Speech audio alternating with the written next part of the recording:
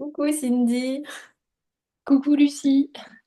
Alors on est parti pour ta présentation pour que tu nous en dises un petit peu plus sur ton parcours et sur ton rôle dans cet accompagnement.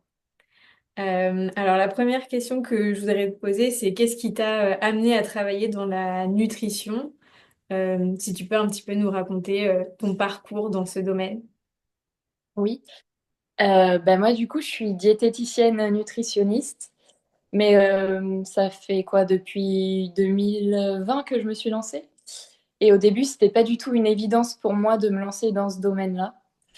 Ce qui m'a poussée à me former, c'était des problèmes de santé. J'avais beaucoup de troubles digestifs à l'époque, depuis mon adolescence, et ça a duré pendant des années.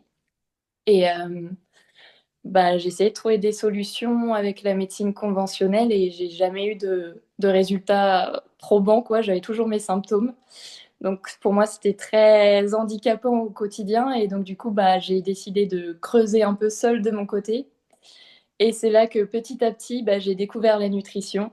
Et donc j'ai changé mes habitudes alimentaires parce que je me suis rendu compte que j'avais aucune connaissance et que c'était même plutôt catastrophique. Je me suis rendu compte que j'étais carencée, que j'avais mes troubles digestifs étaient beaucoup liés aussi à l'alimentation. Donc petit à petit, en fait, en changeant mon alimentation, je suis allée un peu mieux, de mieux en mieux.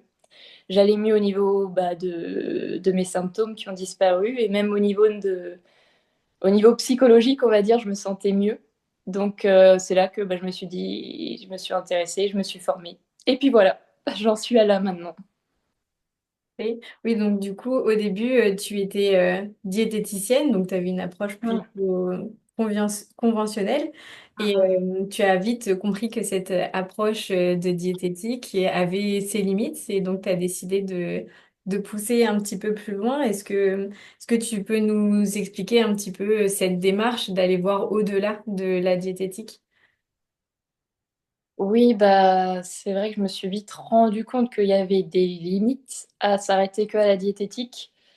Déjà, quand j'ai eu mes premiers patients, j'ai très vite compris que de juste donner un plan alimentaire, donner des conseils comme ça suffisait pas parce que souvent je revoyais les patients revenir au bout de quelques mois ou même une année après. En fait, ils revenaient tous les ans et toujours pour les mêmes problématiques. Donc, je voyais bien que leur problème, ça n'avait pas changé, quoi. Donc, je me suis beaucoup questionnée de mon côté et je me suis dit, qu'est-ce qu'il faut en plus, quoi. Et malgré le fait aussi que les patients pouvaient avoir des connaissances en alimentation, ils avaient les bases, ils savaient ce qu'il fallait faire, mais pourtant, leurs habitudes, ils n'arrivaient pas à les changer. Et j'ai remarqué aussi que l'alimentation toute seule, ça suffisait pas, du coup, qu'il y avait beaucoup d'autres paramètres à prendre en compte. Surtout les émotions, par exemple le stress. Si les personnes avaient des croyances ou des idées reçues sur l'alimentation, ça jouait sur leur comportement. Enfin bref, du coup, donner un plan alimentaire, ça marchait plus pour moi. Je pouvais plus avancer comme ça dans ce sens-là. Donc j'ai commencé à me dire, à me former sur d'autres choses. J'ai commencé par la micronutrition aussi, parce que je me suis rendu compte que les personnes avaient souvent un terrain qui était très très déséquilibré. Et depuis des années, en fait, ils avançaient en étant carencés, en ayant plein de problèmes, que ce soit hormonaux au niveau du microbiote, des inflammations, tout ça. Donc juste donner une alimentation équilibrée, en fait, ça suffisait pas de bien manger. Donc voilà, je me suis un peu formée en micronutrition et après, je me suis intéressée aux émotions. Parce que c'est clair que les personnes, même si elles mangeaient bien, si elles n'avaient pas travaillé sur leurs émotions, ça marchait pas de bien manger. Enfin, ils tenaient pas sur le long terme, en fait. Voilà, c'est ça. C'est qu'ils pouvaient pas avoir des résultats sur la durée. À chaque fois, ils retournaient à leur problématique de départ. Donc, c'est là que je me suis dit, il faut que j'aille plus loin, quoi. Ok, super. Et est-ce que tu peux nous expliquer en quoi justement ton accompagnement il est différent de ce qu'on trouve en diététique classique ou de ce qu'on entend avec les régimes classiques? Qu'est-ce qui est différent dans ton approche? Oui, les régimes traditionnels, en général, qu'on me donne, c'est plus basé sur du contrôle ou de la restriction. Il y a des règles strictes, en fait, comme peser ses aliments. Enfin, on va éviter certains aliments, voilà. Et les personnes, souvent, elles sont en demande aussi. Elles me demandent, ben, qu'est-ce que je peux manger, qu'est-ce que je peux pas manger. Donc déjà, cette approche-là, un peu du bon et du mauvais aliment, je trouve que c'est pas une bonne méthode. Et puis ça marche jamais sur le long terme, parce que ça engendre beaucoup de frustration. Les émotions, elles sont pas prises en compte. Donc ça peut faire des dégâts aussi. J'ai remarqué que bah, quand on se met dans ces régimes traditionnels-là, quand on donne un plan alimentaire comme ça, les personnes vont essayer de le respecter au début, mais sur le long terme, ça marche pas, ça va échouer. Donc moi, mon approche, bah, elle est beaucoup plus personnalisée. C'est un accompagnement qui va être fait sur mesure, en fait. Je vais m'adapter beaucoup au mode de vie de la personne. Je vais pas donner des solutions rapides, en fait. Je vais vraiment avoir une approche qui soit durable et progressive. Mes séances, elles vont plutôt être instructives. En fait, je vais essayer de donner des choses pratiques à la personne pour qu'elle puisse bah, rapidement en fait mettre en pratique ce qu'elle a appris en consultation. Voilà, ça va pas être une consultation, je donne l'information et la personne reçoit, mais là il y aura vraiment la personne va être actrice, elle va vraiment participer, elle va être engagée, ça va être beaucoup plus motivant. Ensuite, je vais aussi essayer d'agir sur les causes profondes des symptômes si la personne elle en a. Parce que si je travaille en donnant un plan alimentaire sur un corps qui est en mauvaise santé, ça va pas marcher pour atteindre des résultats. Donc, avec la micronutrition, par exemple, je vais essayer de pallier aux carences, enfin, optimiser la santé le plus possible. Et mon approche aussi, elle est différente parce que j'aborde beaucoup l'alimentation émotionnelle. Donc, je vais explorer les émotions de la personne, sa relation avec la nourriture et essayer d'aller déconstruire ses croyances autour de l'alimentation. Et puis aussi, bah, j'ai remarqué qu'il y avait beaucoup de personnes qui sont même plus capables en fait de ressentir la faim. Et ça, c'est très problématique. Du coup, elles sont déconnectées de leur corps. Donc voilà, je vais essayer de les aider à reconnecter avec leurs sensations. Donc ça va être une rééducation qui va être faite et qui va prendre du temps. Donc voilà, je vais aussi aider à faire la paix avec la nourriture. Donc je vais aborder tout cet aspect émotionnel. Et en fait, mon approche, c'est vraiment un travail sur l'origine du problème. Pourquoi la personne veut perdre du poids? On va pas juste donner des conseils, mais vraiment aborder les émotions, le stress, les croyances limitantes. Voilà, ça va être en profondeur en fait. Oui. Et ouais, c'était vraiment important pour moi de collaborer avec quelqu'un qui a cette vision Ouais. plus ouverte sur la nutrition parce que en diététique classique, c'est souvent, voilà, faut manger tant de protéines, tant de glucides, tant de lipides et basta. Sauf que pour moi, c'est pas du tout cohérent. Il y a tout ce qui est derrière, oui, les émotions et Mm, même sur le plan physique, rééquilibrer certaines hormones, redonner s'il y a des carences en vitamines, en minéraux. En fait, on peut pas dire aux gens c'est comme ça. Vas-y, mm, et comme je te dis, et tout ira bien sans prendre en considération leurs particularités, leur individualité. Donc, c'était important pour moi d'avoir quelqu'un qui mm. a cette approche comme toi tu as. Mm. Euh, du coup, dans le cadre de notre accompagnement, est-ce que tu peux nous expliquer comment va se dérouler ta partie de l'accompagnement, comment ça va se passer séance après séance, les grandes étapes? Oui, donc ben moi, mon accompagnement du côté nutritionnel, il y aura 6 séances.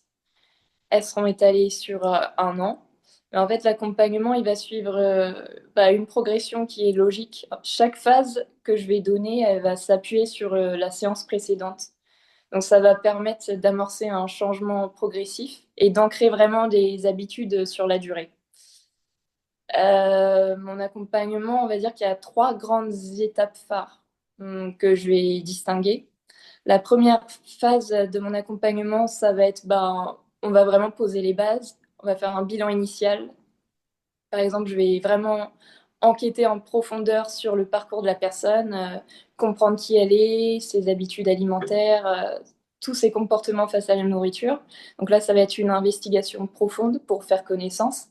et après pouvoir fixer les bases pour la suite de l'accompagnement. Donc ça va être très important là de poser ces fondations-là pour ensuite aussi définir des objectifs qui soient vraiment réalistes et adaptés à la personne. Voilà. Je ne vais pas partir à l'aveugle et donner des objectifs perte de poids sans comprendre qui est la personne, tout son parcours. Après, dans cette phase-là, on va aussi aborder les fondements de l'alimentation équilibrée. Alors, comme tu disais, on va pas juste. C'est quand même important d'avoir la théorie et de comprendre comment l'alimentation fonctionne, déjà, pour partir, mais on va pas s'arrêter à ça, à juste dire oui, il faut tant de glucides, tant de protéines, tant de lipides. Oui, ça va être important de comprendre à quoi ça sert, le rôle de ces macronutriments, mais je vais adapter vraiment l'alimentation aux besoins de la personne. Je vais apprendre à la personne à composer elle-même des repas équilibrés, qu'il n'y ait pas de frustration en fait et que ce soit pas un programme rigide. Et c'est là aussi que je vais utiliser la micronutrition. Je vais essayer de voir s'il n'y a pas des déséquilibres au niveau physiologique, s'il n'y a pas des carences.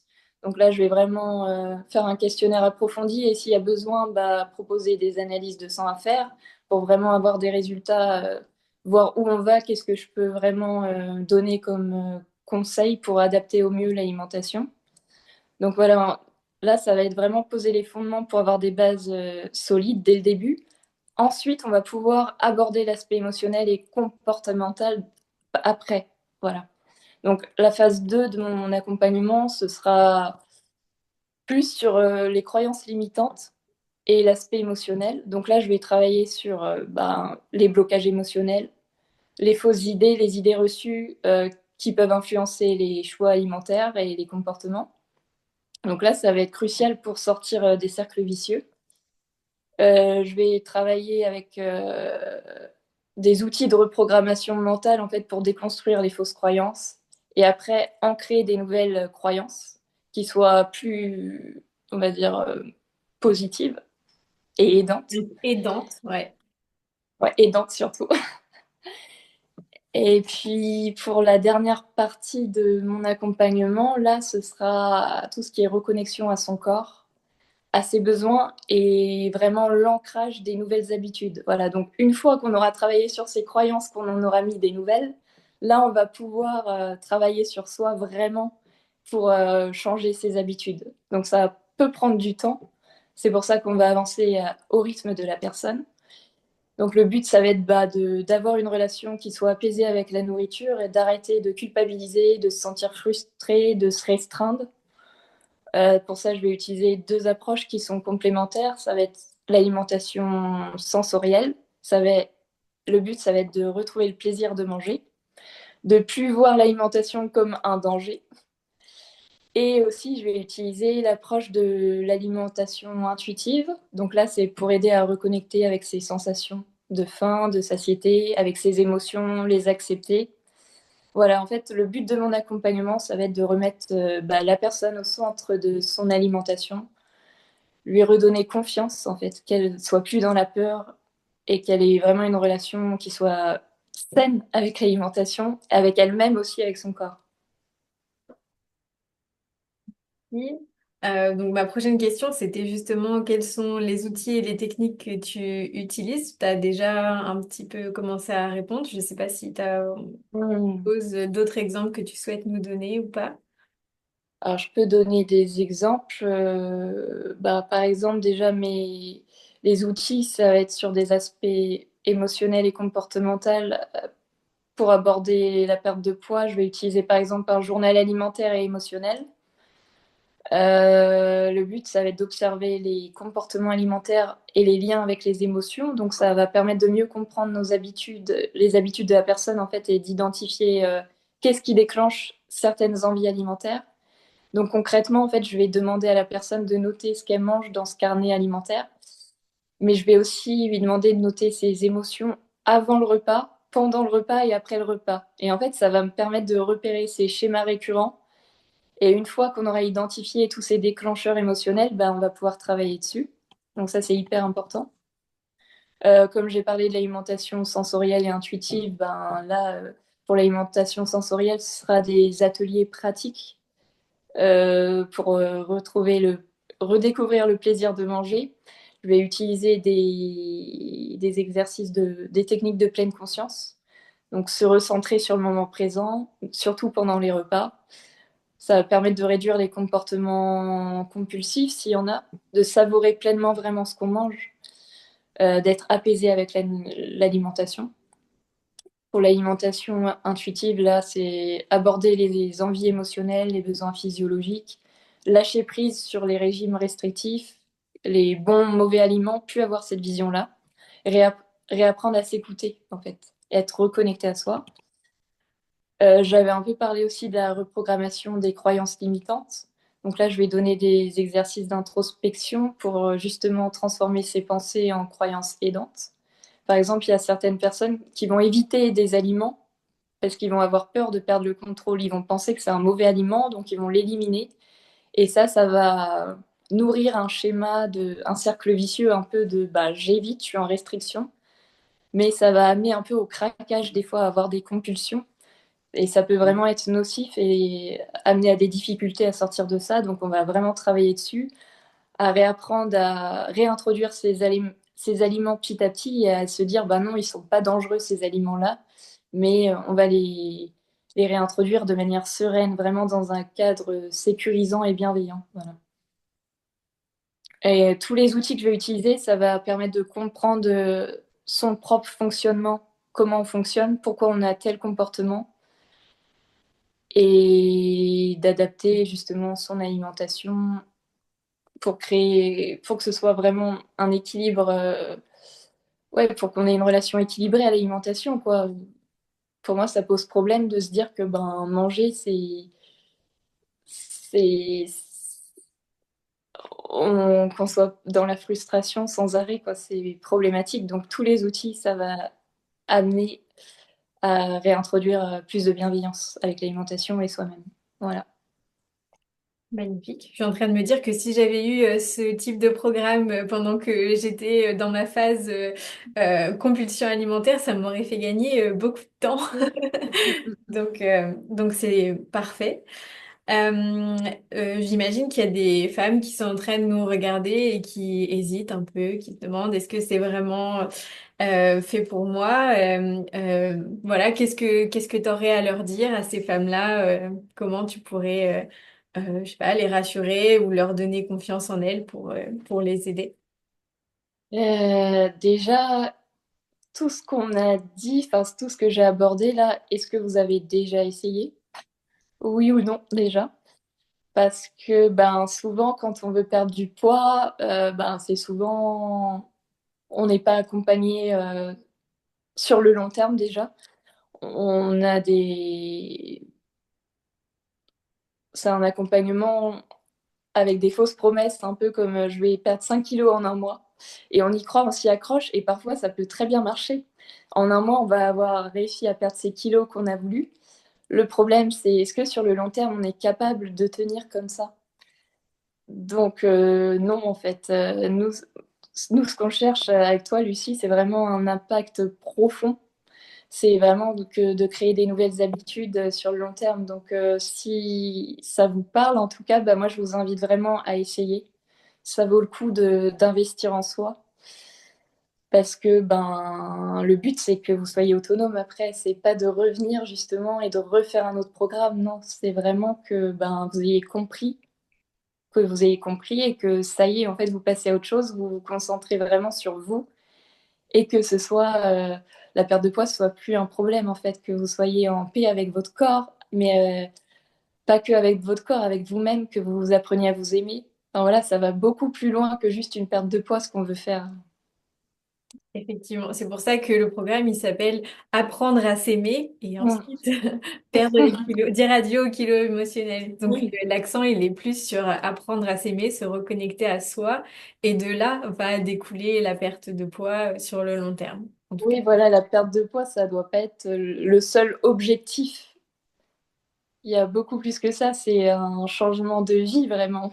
Mm, c'est ça. C'est améliorer sa qualité de vie sur tous les plans. Exactement. Mm. Et ben merci beaucoup Cindy. Je sais pas si tu as autre chose que tu aimerais ajouter. Bah écoute, je sais pas ce que j'ai dit, en tout cas j'ai essayé de dire l'essentiel pour vraiment que ce soit compréhensif ce que je veux amener. Donc voilà, bah, n'hésitez pas à nous rejoindre si ça vous parle ou juste si vous voulez en savoir plus, avoir plus d'informations, à nous appeler, nous envoyer un message et on sera un plaisir de vous répondre. Parfait, merci beaucoup Cindy. Alors je coupe l'enregistrement là et puis on enchaîne avec ma présentation.